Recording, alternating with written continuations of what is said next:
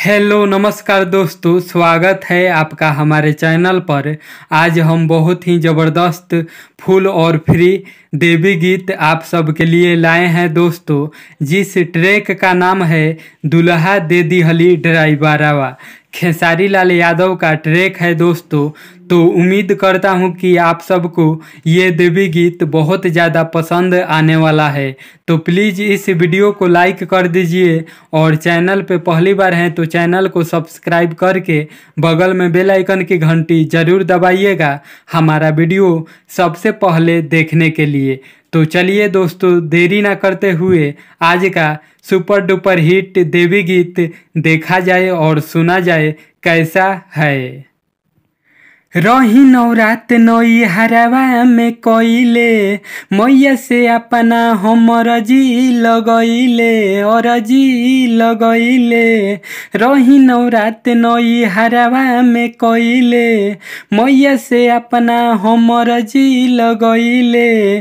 शारदा पुरवली हमारे, शारदा पुरवली हमारे, सुनली बिचारा ए सखिया तो दुल्हा दे दिहली ड्राइवरवा।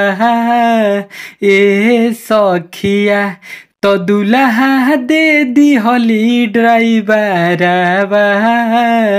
ए सखिया अब तो हर साल नव रात हम भूखब, मैया जी के पूजे से कबहू न चूकब।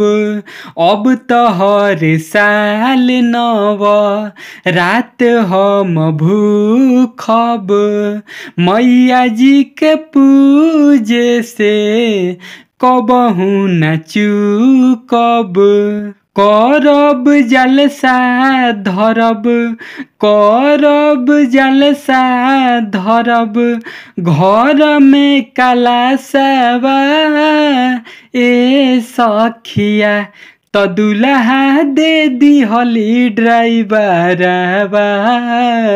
ए सखिया तो दुल्हा दे दिहली ड्राइवरवा। ए सखिया माई के चरनिया में सिरवा झुका के, खुश बानी राइटररा के सपिया पाके। माई के चरनिया में सिरवा झुका के, खुश बानी राइटररा के सपिया पाके। गोदियो भराइल हमारे, गोदियो भराइल हमारे, पैनी ललानावा।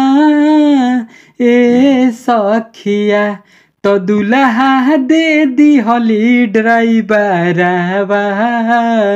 ए सखिया तो दुल्हा दे दिहली ड्राइवरवा।